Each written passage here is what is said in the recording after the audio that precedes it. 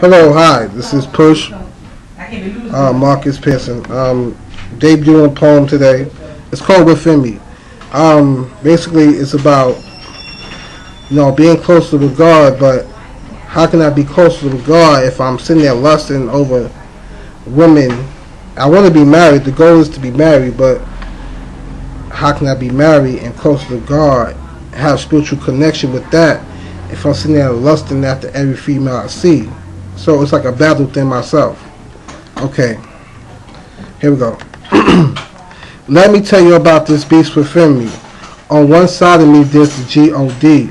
On the other side yearns the female body. But trust in me, I rep that G-O-D proudly. But that other side's like Dr. Jekyll and Mr. Hyde. For the lust of a woman, I'll quickly swallow my pride and bathe for her cream and open up a lace that my tongue inside. I think this infatuation with the female anatomy started with the vibrant Shirley E. Singing the glamorous like beating on the drums with heels on her feet. I know it's not much, but it's everything to me. Then it got a little more crazy with the insatiable vanity, how she would dance around in her videos wearing trampy outfits with fishnet pantyhose, with her seductive eyes and red succulent lips grinding and humping on the pole.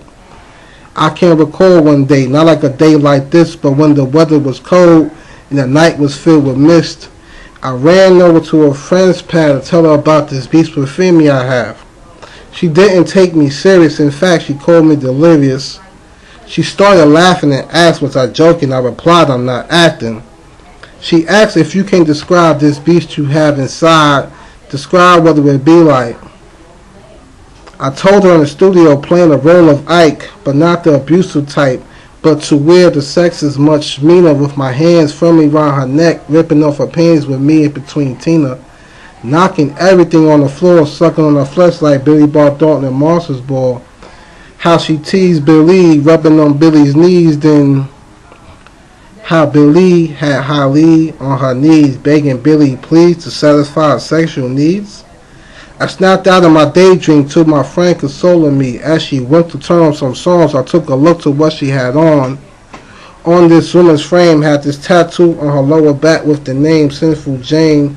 Her little badass body did something inside of me. She lit my palate with her see-through shirt showing the size of it. From her frontal lobe down to her cute little nose, then down to the print of her camel toe, to on the floor with red polish on her toes. My mind started to spark from the sight of a stretch march. Just the thought of a woman being seductive with her back arched made the soldiers in my body stand up and march. My lust is at its all-time high. It starts to get hot in here and let me loosen up my tie.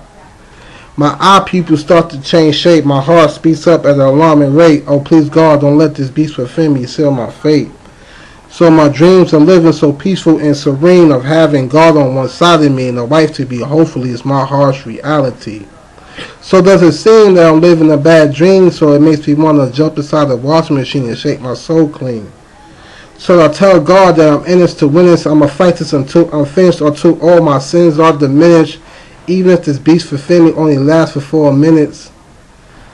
So instead of me getting on my bending knee praying to God, I'm focusing and lusting, fornicating with bras.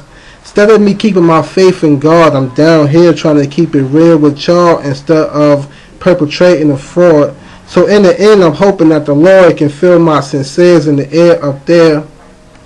Then it translates down here through my voice into y'all ears. So in the end, I want the whole world to see that the G-O-D is what alive in me. Until I D-I-E, I will defeat this beast within me. Push. Thank you.